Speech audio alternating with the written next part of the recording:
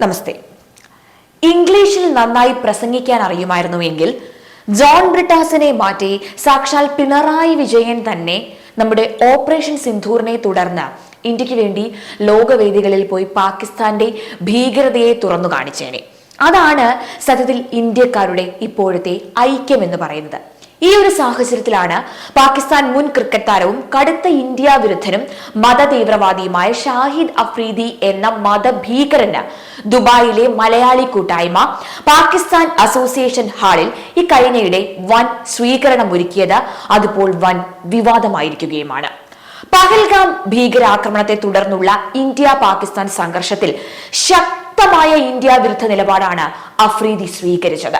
ഇന്ത്യയിൽ ഒരു പടക്കം പൊട്ടിയാൽ പോലും എല്ലായ്പ്പോഴും വിരൽ ചൂണ്ടുന്നത് പാകിസ്ഥാനിലേക്കായിരിക്കും എന്നും കാശ്മീരിൽ നിങ്ങൾക്ക് 8 ലക്ഷം പേരടങ്ങുന്ന സൈന്യമുണ്ട് എന്നും എന്നിട്ടാണ് ഇത് സംഭവിച്ചതെന്നും ജനങ്ങൾക്ക് സുരക്ഷ നൽകാൻ കഴിയുന്നില്ല എങ്കിൽ നിങ്ങൾക്ക് കാര്യക്ഷമതയില്ല എന്നാണ് അർത്ഥമാക്കുന്നത് എന്ന് ഇന്ത്യയെ അത്രത്തോളം താറടിച്ചു കാണിച്ച അഫ്രീദിയാണ്.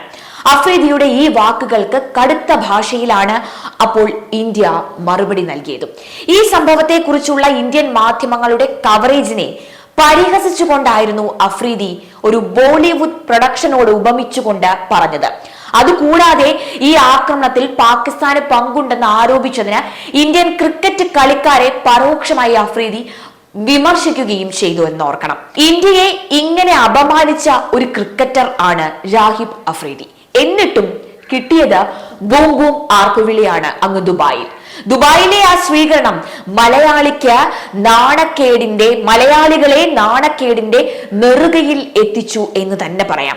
സത്യത്തിൽ ആ ഒരു പരിപാടി പാകിസ്ഥാൻ സ്പോൺസേർഡ് ആയിരുന്നു എന്നത് മനസ്സിലാക്കാൻ പരിപാടി നടന്ന ആ നിമിഷം തന്നെ പാകിസ്ഥാൻ മാധ്യമങ്ങളിൽ വന്ന വാർത്ത ശ്രദ്ധിച്ചാൽ മതിയാകും. ഇന്ത്യൻ സമൂഹം അഫ്രീദിക്ക് സ്വീകരണം നൽകി എന്നായിരുന്നു ആ വാർത്തകൾ പോയത്. ഈ പരിപാടി നടത്തിയത് കേരളത്തിൽ നിന്നുള്ള മതമൗലികവാദികളും കടുത്ത ഇന്ത്യ വിരുദ്ധരും ആണ് എന്നിരിക്കെ പാകിസ്ഥാൻ പ്രചരിപ്പിക്കുന്നത് ഗൾഫിലെ ഇന്ത്യൻ സമൂഹമാണ് അഫ്രീദിക്ക് സ്വീകരണം ഒരുക്കിയത് എന്നാണ്. ഇന്ത്യൻ സമൂഹം ഇപ്പോഴും പാകിസ്ഥാൻ അനുകൂലമാണ് എന്ന് വരുത്തി തീർക്കാനാണ് പാകിസ്ഥാൻ ശ്രമിച്ചത് എന്ന് ഇതിൽ വളരെ വ്യക്തമാണ്. ഈ കൊടും ക്രിമിനലുകൾ കാരണം ഇന്ത്യൻ ദേശീയത ഉയർത്തിപ്പിടിച്ച ഇന്ത്യക്കാരൻ എന്ന അഭിമാനത്തോടെ, ഭാരതീയൻ എന്ന അഭിമാനത്തോടെ ഗൾഫിൽ ജീവിക്കുന്ന ലക്ഷക്കണക്കിന് ഭാരതീയരുടെ അഭിമാനത്തിനു കൂടിയാണ് ഇതിലൂടെ മുറിവേറ്റിരിക്കുന്നത്. ഗൾഫിലെ മലയാളികൾ തീവ്രവാദത്തിനും പാകിസ്ഥാനും അനുകൂലമാണ് എന്ന പ്രതീതിയാണ് ഇതുവഴി ഉണ്ടായിരിക്കുന്നത് എന്നോർക്കണം. കേരളത്തിൽ പോലും തീവ്രവാദത്തിനെതിരെ അതിശക്തമായ വികാരം ഉണ്ടാകുമ്പോൾ ഗൾഫ് കേന്ദ്രീകരിച്ച് നടക്കുന്ന ഇത്തരം തീവ്രവാദ അനുകൂല പ്രവർത്തികൾ മലയാളികൾക്ക് ആകെ നാണക്കേടാണ് ഇപ്പോൾ ഉണ്ടാക്കിയിരിക്കുന്നത് എന്നതിൽ യാതൊരു തർക്കവുമില്ല.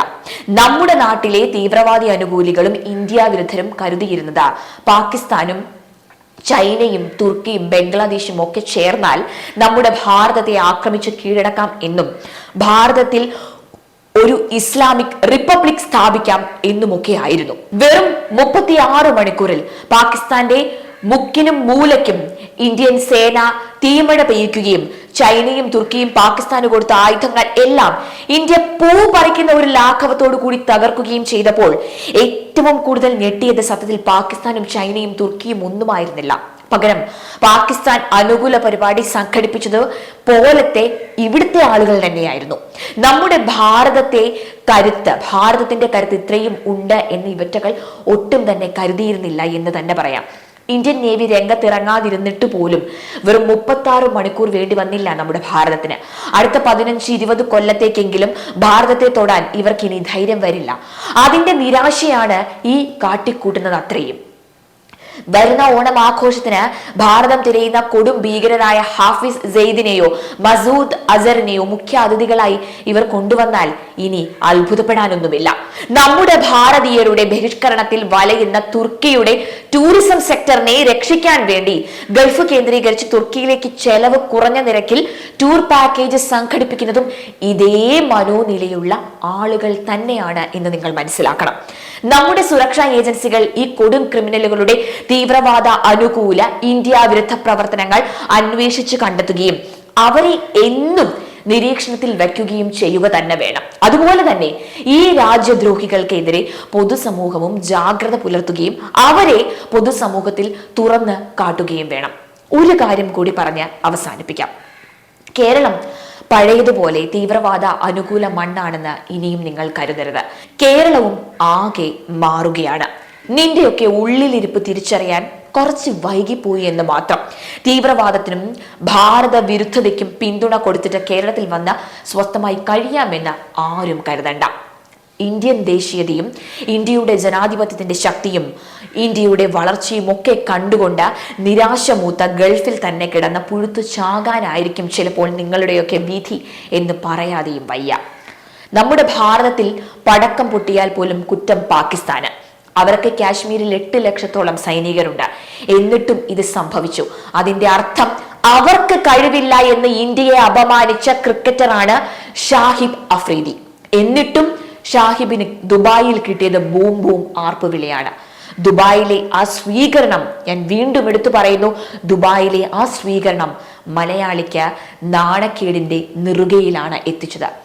അഫ്രീദിയെ ആദരിച്ചവർ എന്തായാലും ഇപ്പോൾ ഇന്ത്യയുടെ നിരീക്ഷണത്തിലാണ് എന്ന് പറഞ്ഞ് നിർത്തട്ടെ.